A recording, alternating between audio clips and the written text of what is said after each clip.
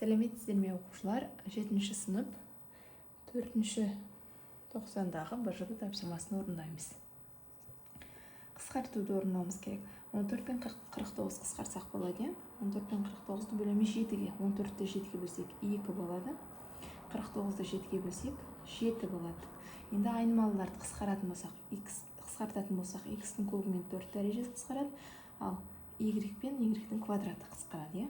Сонда қалады екен 2x,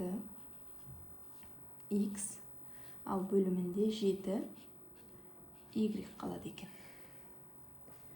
Осымен бірінші есеп аяқталды.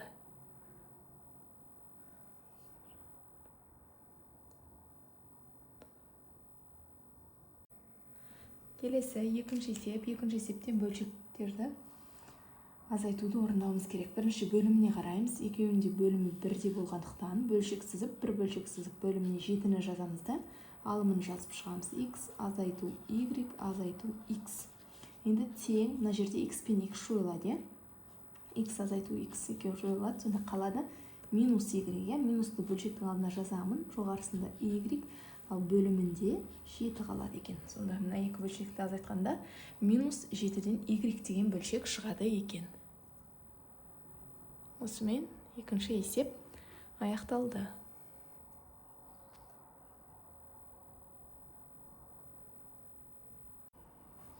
Келесі үшінші есеп.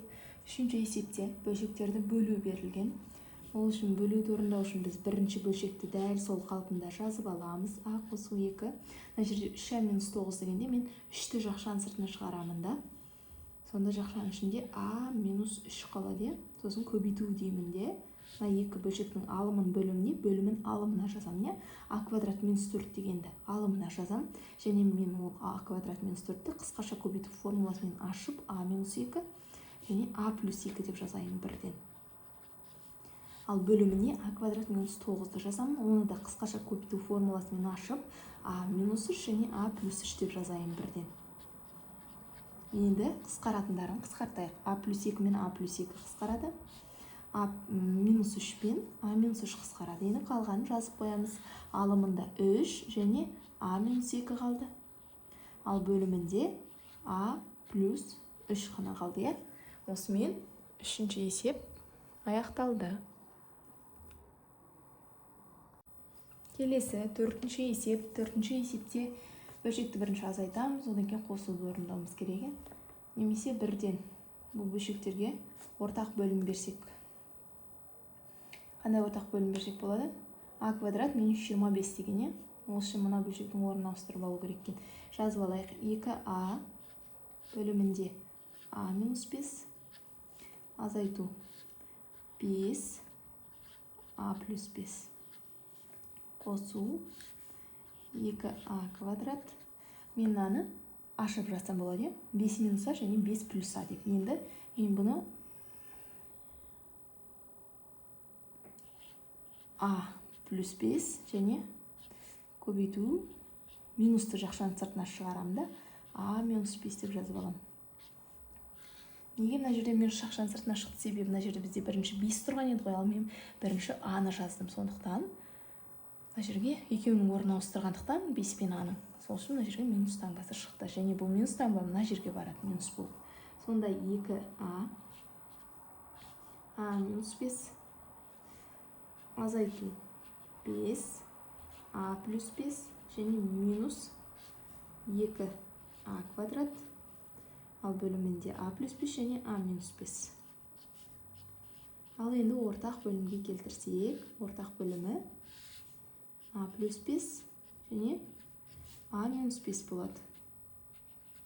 Мынаған 1-ден береміз, ал мынаған а минус 5-ден береміз, ал мынаған а плюс 5-ден береміз. Енді 1-ден мен көбейтіп жазам.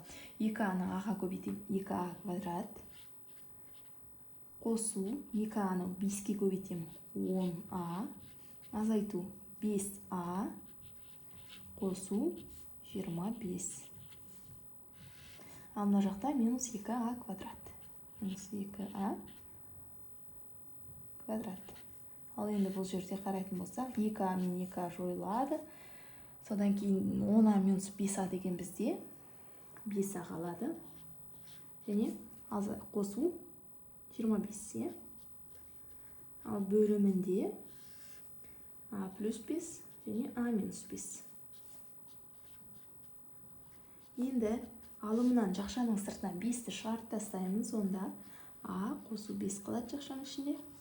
Бөлімінде а қосу 5 және а минус 5, е? А азайту 5. Енді қараса қысқаратындар бар, е? А плюс 5 пен а плюс 5 қысқарады, тең қалады. Алымында 5, бөлімінде а минус 5 қалады. Осымен 4-ші есеп аяқталды.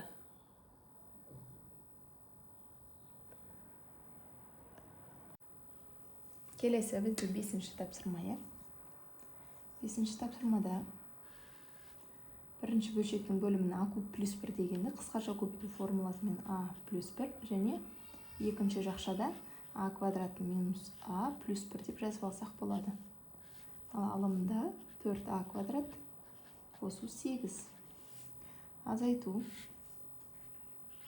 а квадрат минус а плюс 1 бөлім алымында 4 минус 1 а плюс 1.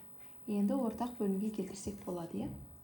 Қарайтын болсақ, үшеуінің ортақ бөлімі а плюс 1 және а квадрат минус а плюс 1. Осы екі жақша болады. Енді мынаған 1 дейін береміз, ал мынаған а плюс 1 дейін береміз, ал мынаған а квадрат минус а плюс 1 дейін береміз. Енді 1 дейін көбейтіп орындаймын мен. 4а квадрат қосу 8 болады. 1-ге көбейтіп жатырмын. Азайту 4-ті аға көбейтсем минус 4а, минус 4-ті 1-ге көбейтсем минус 4. Сосын минус а квадрат плюс а және минус 1 болады. Енді ықшамдайық.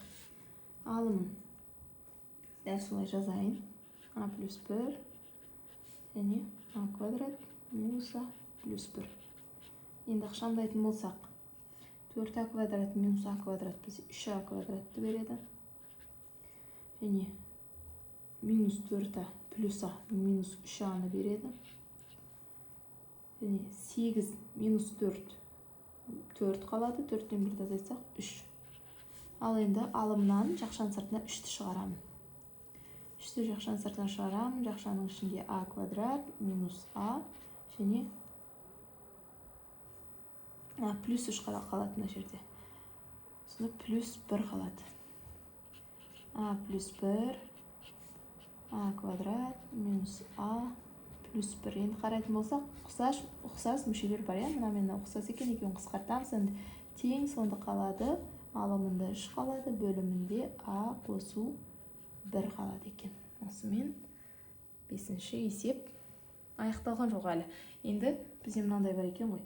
А тең минус 0,4 деген бар екен. Енді осыны аның орнына қойайық. Бізде ықшамдап шыққан кезде 3 а плюс 1 шықты ғой.